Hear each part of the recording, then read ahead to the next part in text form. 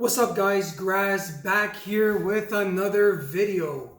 And today we're gonna do the unboxing for the Xbox Series S. So I've been waiting, I've had this console since launch. I just haven't had the chance to do an unboxing video. I've been working on a certain build in my house, a gaming setup strictly for the Xbox Series S. So I finally got all the components that I needed to do this build. So I thought, what better time than to do an unboxing video. So let's get right into it. Let me just cut these tabs on the side. Alright. And actually before I open it up, I just wanted to show you guys maybe the box art. Nothing too major. You have your white controller from the Xbox Series S, as well as the system. On the side, it talks a little bit about the technology being used. So your 120 FPS, as well as the Xbox Velocity architecture, which is pretty similar to what's in the Xbox Series X. It does talk about VRR, so variable refresh rate, or also known as FreeSync. So what VRR is, and I'll do a later video, but just to give you guys an idea what VRR is something that's able to sync up how many frames per second your GPU is outputting and how many frames per second your monitor can take. So let's say your monitor runs 60 frames per second normally, and the Xbox Series S is outputting 40 frames per second. So you have, when the frames per second don't match up, you have what's called screen tearing.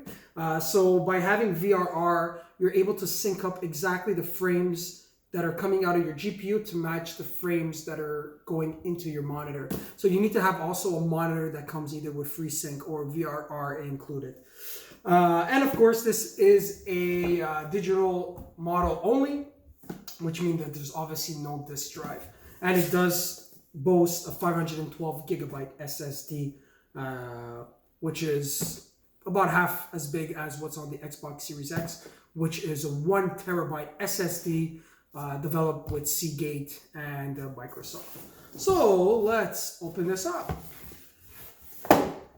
There you go. So that's maybe the first thing. Obviously, power your dreams. You have the Xbox logo also on the inside. It's nice. This is actually just a cardboard cutout used to protect the system during shipping, which is really, really nice. So the presentation is like top notch. Let's take the console out. So the first thing I'm going to say right off the bat is how small this console is. Wow. I can't believe how small. Oh my god, it's tiny. So maybe as an example, I'll just put it right next to my head. So this is the console. Super, super small. Really, really clean setup. You guys can see on the front side of the console, nothing too major. You have a 3.0 USB. You have your clicky sync button, probably Bluetooth for your controllers or other type of peripherals. And you do have your power button, your Xbox power button. On this side here, which is actually one way that you can actually set up your system, you have the big black vent. So what's probably happening is the side vents are sucking in air. So that's one, that's two, that's three. And the air is being pushed out through this front black vent. And I really like the look, actually. It's super futuristic. And if you take a look at the back end, right? So on the back end here, we have a LAN cable, which is your Ethernet cable. We have two USBs as well. So it's nice, one in the front, two in the back. Your HDMI 2.1, as well as your expansion storage, which you're able to add a 1 terabyte Seagate / Microsoft SSD, which runs currently for $299 in Canada, which is fairly expensive considering that this console with the controller, with the power cable, with the HDMI cable runs for $380. So remove the controller, it's about a $300 console. So I mean, the value is there. It's not a very expensive console. If you're going to get like 7 years of life out of it, it's pretty decent. So that's on the back side. So you know what? Let me put this guy up like this. This is probably, There's prongs. So there's prongs on the bottom sides. So if ever you, like I said, you could set it up standing upwards, or you can have it set up sideways. I think the product was probably developed to be more sideways, but for now I'll do this, and we'll take out the rest of the components. So, I mean, you have your power prong, nothing crazy. Let's get rid of this guy. And then you have your 1.5 meter HDMI 2.1 cable. In order to have access to that 120 frames per second 4K. I don't know how many games on this are going to actually run at 4K.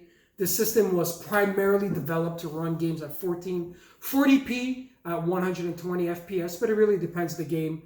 You do have Ori, the Will of the Wisp, that can run into like higher frame rates, as well as games like Dirt 5. So that's really neat to see.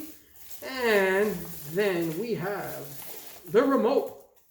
So here's the controller.